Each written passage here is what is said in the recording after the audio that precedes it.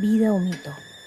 ¿Cómo separar la existencia de la leyenda en alguien que hizo de su vida y su escritura parte de lo mismo? Es parte de la vida o construcción del mito. La historia de ese hombre que para fines de la década de 1940 está en silencio, al margen de los círculos literarios oficiales, pero al que jóvenes aspirantes a escribas visitan, como se visita a un maestro, a un oráculo. A Macedonio no se lo imita, más bien se lo apropia. Macedonio es como Joyce, es como esos tipos que dicen, bueno, si querés, tómate el trabajo. Meterse con Macedonio es meterse con una experiencia de escritura. Vida, mito, existencia, literatura, de un hombre que eligió permanecer inmóvil, que renunció al dinero y al poder, que no ganó premios ni fue éxito de ventas, que algunos imaginaron invento de otros escritores, porque su vida, antes de publicar un libro, ya era una leyenda.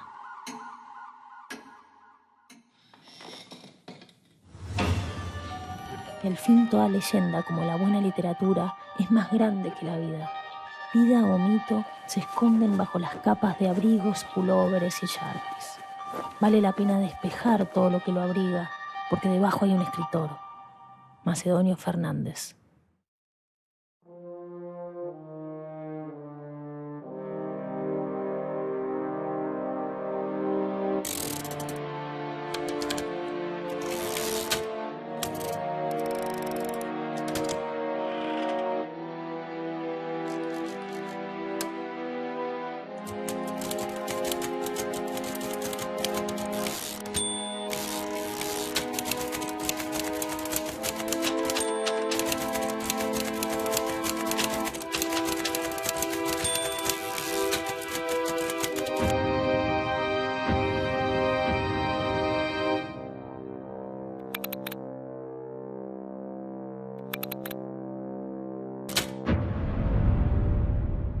El nacer es un chasco.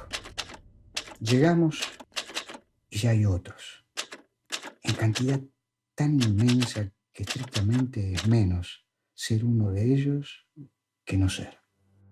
El universo o realidad y yo nacimos el 1 de junio de 1874, escribe Macedonio, y parece que es cierto. A pesar de que escribe también era 1875, fue el año de la Revolución del 74. Seguro fue en Buenos Aires, capital de una Argentina en construcción. El universo o realidad no conocen aún de cines ni radios, mucho menos de televisión, por lo que Macedonio crece entreteniéndose al amparo de la palabra escrita. Es el segundo de los hermanos de una familia bien, de las que habita los barrios elegantes de Buenos Aires. Sus vecinos son esa élite que luego prestará sus nombres para las calles del país. De hecho, nuestra calle Piedad de la ciudad de Buenos Aires será bautizada en segundas nupcias como Bartolomé Mitre. Pero eso es en 1901, así que por ahora falta.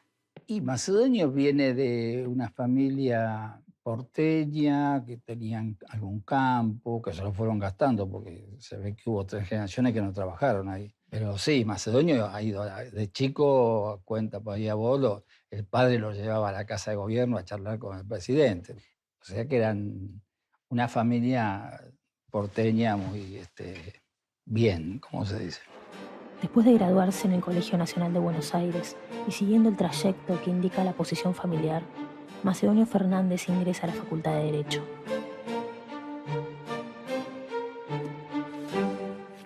No estamos en la Universidad de Buenos Aires que conocemos, pública, gratuita, universal. Para la última década del siglo XIX, la Universidad de Buenos Aires es donde por fortuna o conexiones se forman las clases dirigentes del país. Pero Macedonio empieza a mostrar que no es un alumno del todo común. Con un grupo de amigos, entre los que están Julio Molina y Bedia y Jorge Guillermo Borges, deciden lanzarse al río, llegar al Paraguay y allí fundar una comuna libertaria.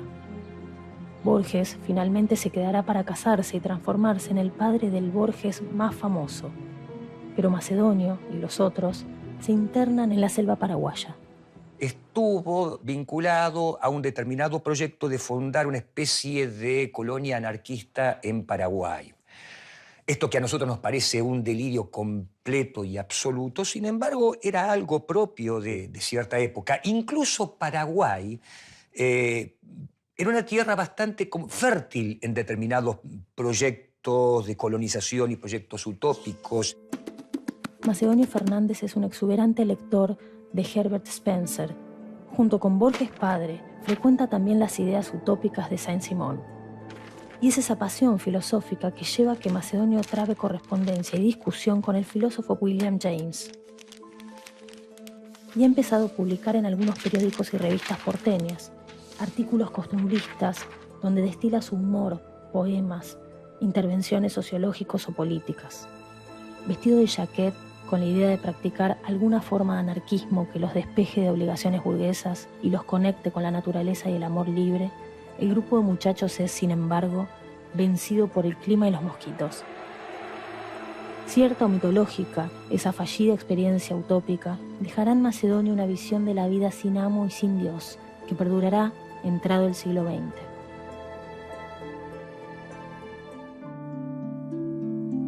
El hombre es un mojador de fuegos, un incomodador de incendios, un abreviador de fiestas de catástrofe en el barrio.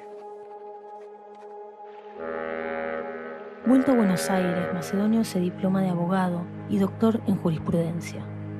Junto a él se reciben otros que aspiran al bronce, o al menos a la placa de una calle. Macedonio, en cambio, evita los oropeles sociales. Se niega a ir a los festejos de graduación en el Jockey Club y no irá ni ese ni ninguno de 8 de julio, donde los camaradas de estudio se reúnen, al punto que al poco tiempo sus compañeros pensarán que Macedonio Fernández ha muerto. Pero comienza una tranquila vida familiar. Se casa con su esposa Elena de Obieta, tienen 4 hijos. Recibe un nombramiento en Posadas, en el que dura poco, apenas 4 o 5 meses. El rumor dice que no lo aguantan porque no quiere condenar a nadie. Vuelve a Buenos Aires. Ejerce la abogacía sin mucho interés. Todavía publica algunas poesías más, orientadas por el modernismo, y en cierto modo su vida literaria se apaga. Al menos la pública. Lo último que se le conoce por esa época es de 1904. Tuvo muy poco tiempo. Tuvo ese problema de que soltó a un trabajador que había, vendido los bonos que le daban mensualmente para gastos, porque no te daban dinero, era una cosa muy feudal, como estaba armado eso. Y Macedonio le pareció que era un disparate meterlo preso por eso y lo soltó, yo qué sé, no. Y entonces, cuando rondan los 20 años de casados, su esposa Elena muere. El universo o realidad, tal como Macedonio los concibe hasta el momento, cambian por completo. Macedonio Fernández vive con austeridad en pensiones de 11 o tribunales. Deja a sus hijos al criado de sus parientes, abandona la abogacía y renuncia a buena parte de los objetos materiales. Y pasa su vida en la habitación, meditando sobre el universo y la realidad. Todo le sobra, nada le falta. Se las arregla con apenas una sartén que descuelga de la pared 2 veces por día para cocinar, una pava, una fotografía de William James, una guitarra.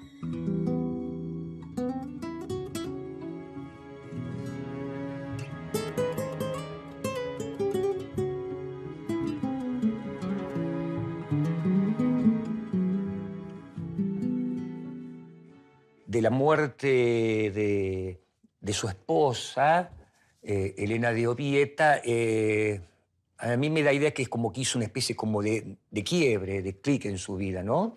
O sea que había varios rasgos de la melancolía en Macedonio, ¿no? Entonces deambulaba por pensiones, etc. Y ahí, por supuesto, como nos gusta a nosotros, enseguida se armó un mito de un macedonio perdido, no sé.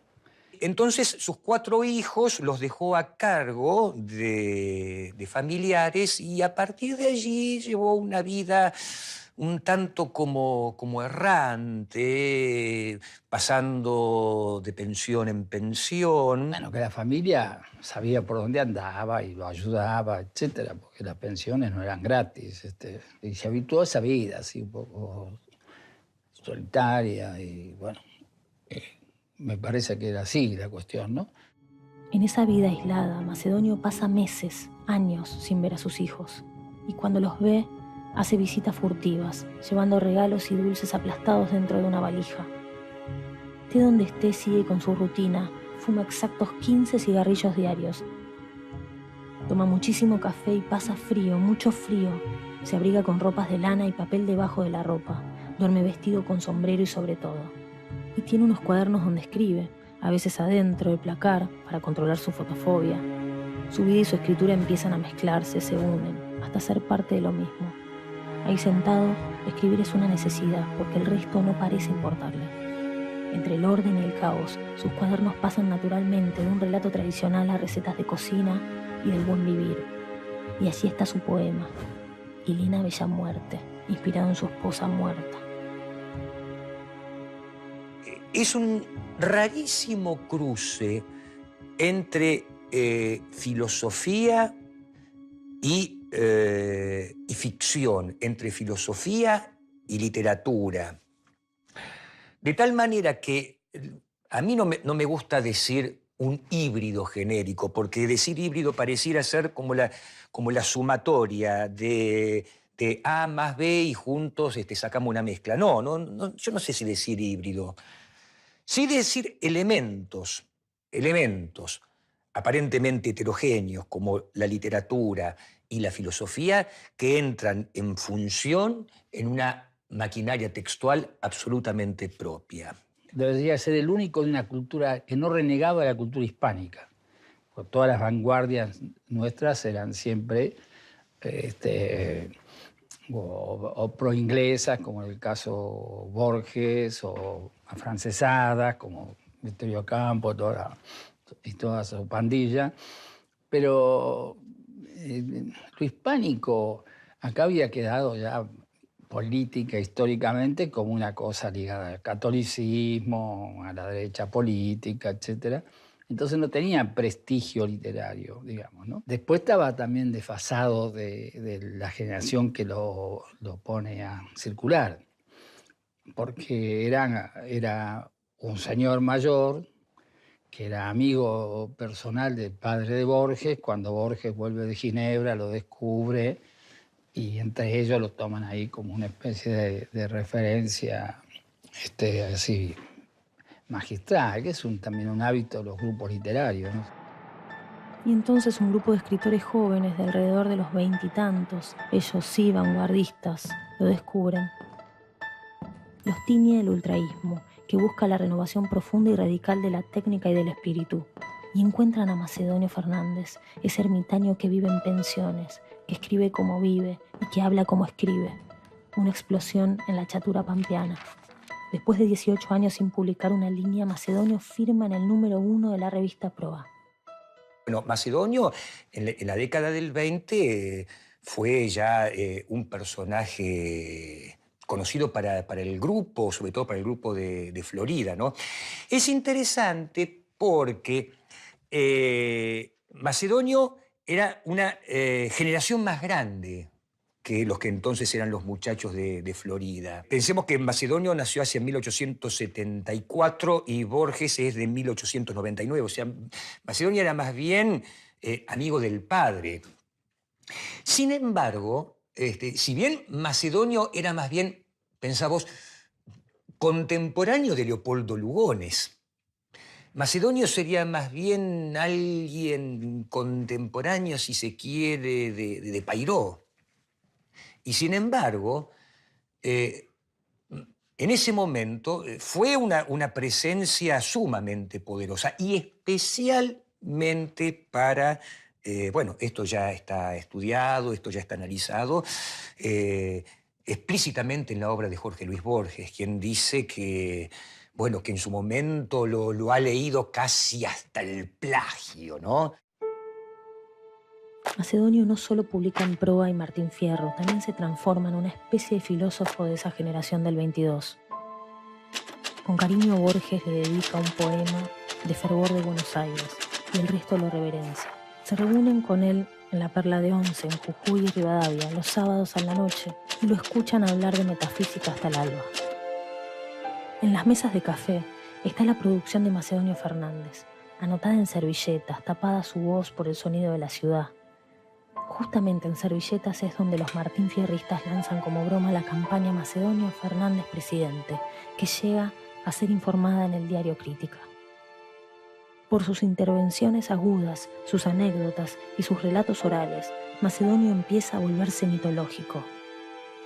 Pero su figura es tan elusiva que algunos lo piensan como pura invención de los Martín Fierristas. Es que hay algo sorprendente, más allá de algunos artículos. Macedonio aún no ha publicado un solo libro en su vida.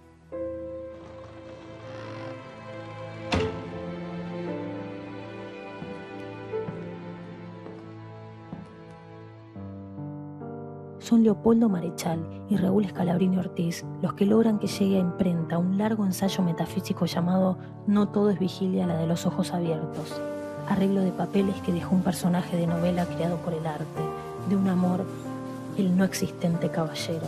Frente al manuscrito, Gleiser, el editor, sufre pasajes que no logra descifrar. Así y todo, No todo es vigilia, la de los ojos abiertos, finalmente sale de imprenta en 1928. Al principio de No todo es vigilia, la de los ojos abiertos, aparece Hobbes, el filósofo Hobbes, pero en Buenos Aires, en ese momento. Entonces se encuentra con un tal González. Y Hobbes tiene algunas preocupaciones allí de orden metafísico, y González le dice, pero si usted tiene esta preocupación, lo tenemos que ir a ver a Fernández. ¿A Fernández? Que no me diga que ustedes tienen un metafísico acá. Sí, dice, tenemos un metafísico, le dice González. En el barrio de él, Macedonio Fernández, a quien me refiero, goza de confianza de haber resuelto todo el problema metafísico y es tanta la seguridad del vecindario que ya nadie allí estudia ni sabe nada de metafísica. Se ha delegado en él saberlo todo en este tópico y efectivamente es hombre de no ignorar nada que se le confíe y que interese al barrio, como en este caso, la metafísica. Mirá qué maravilloso. Algo similar pasa con Papeles de recién venido, empujado por Borges. Se edita en 1929 en la editorial Cuadernos del Plata. Tiene cosas como Papeles recién venido, que son cosas breves y donde hay desde cosas humorísticas hasta especulaciones de tipo filosófica, metafísica, ¿no?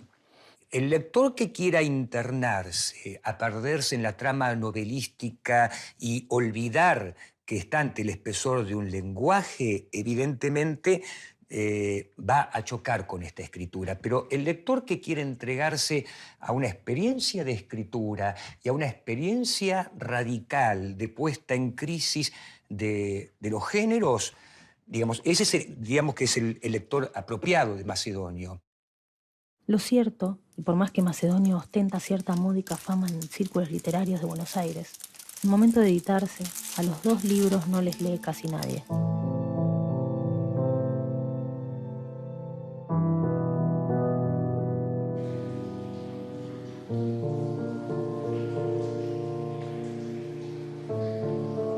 Soy el único literato existente de quien se puede ser el primer lector.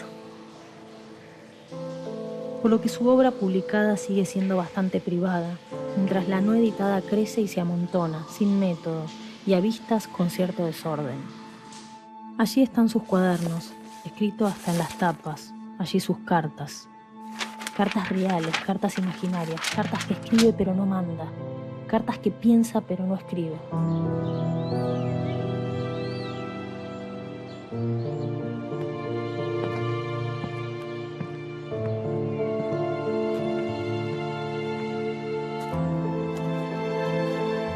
En sus cuartos de pensión, Macedonio trabaja en todo a la vez y en nada especialmente. Trabaja, por ejemplo, en el Museo de la Novela de la Eterna, una novela que es un museo de memorias, experiencias y vivencias, pero también un diario, una exploración sobre la escritura, sobre la narración, sobre sus personajes, Son 56 prólogos que nos adelantan una novela futura. Yo quiero que el lector sepa siempre que está leyendo una novela y no viendo un vivir. Museo de la Novela de la Eterna concluye en un gesto macedoniano con un prólogo final. Al que quiera escribir esta novela, deja autorizado a todo escritor futuro de impulso y circunstancias que favorezcan un intenso trabajo para corregirlo y editarlo libremente. El Museo de la Novela de la Eterna, aquí es uno de los textos radicales, más característicos, más radicales de Macedonio, que también es una compilación de su hijo Adolfo.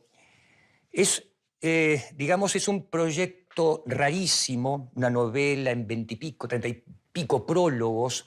Tenemos el prólogo metafísico, el prólogo al personaje que recién vino, el prólogo de la cocinera, etc. Y entonces allí, bueno, para decirlo muy rápida, muy sintéticamente, pone en juego una serie de procedimientos que llevan a cuestionar la verosimilitud y el pacto de lectura convencional de la novela realista. Durante la década del 30, Macedonio desaparece intermitentemente. Cuando se le conoce paradero en alguna pensión y alguien lo visita, Macedonio lo recibe prácticamente a oscuras. Su fotofobia se ha acentuado, pasa días enteros en la cama con su sombrero puesto. Los escritores que giraban a su alrededor dejaron de ser jóvenes y emprendieron sus caminos. Borges, Scalabrini, Marechal. Pero Macedonio sigue especulando metafísica y sobre cómo llevar el cuerpo al máximo de analgesia para producir un suicidio del cosmos. Algunos de los textos en los que trabaja desde hace años se publican en una novela que comienza. Ciertos poemas en Muertes Beldad, y para 1944 se reedita Papeles de recién venido. La vejez se empieza a sentir y su hijo Adolfo, ya adulto, lo lleva a vivir a su casa. Apenas si sale. Asegura que tiene toda la metafísica metida en la cabeza, pero no se preocupa mucho en escribirla. El resto del cosmos lo visita con la escritura. Algunos consideran que esas reflexiones sobre biología, economía, religión, esa continuidad fragmentaria que produce, será su material más valioso. Algunos de sus antiguos amigos lo visitan de vez en cuando y aparecen otros jóvenes que lo han descubierto y lo consultan. En un país que sigue las modas, Macedonio es único. Pasa su último tiempo obsesionado con morir con los ojos abiertos. A las 6 de la mañana del 10 de febrero de 1952, Macedonio se apaga. Vive la muerte, si eso es posible, como mero tránsito, como despojarse del sobre todo. Jorge Luis Borges dice: yo por aquellos años lo imité, hasta la transcripción, hasta el apasionado y devoto plagio. Yo sentía, Macedonio es la metafísica, es la literatura. Quienes lo precedieron pueden resplandecer en la historia, pero eran borradores de Macedonio, versiones imperfectas y previas. No imitar ese canon hubiera sido una negligencia increíble. Y esto lo dice frente a la tumba de Macedonio cuando muere Macedonio.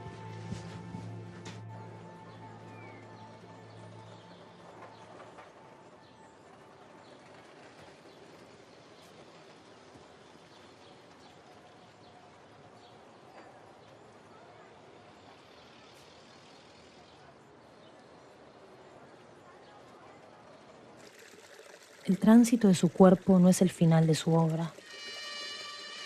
Su hijo Adolfo comienza a ordenar sus cuadernos inéditos.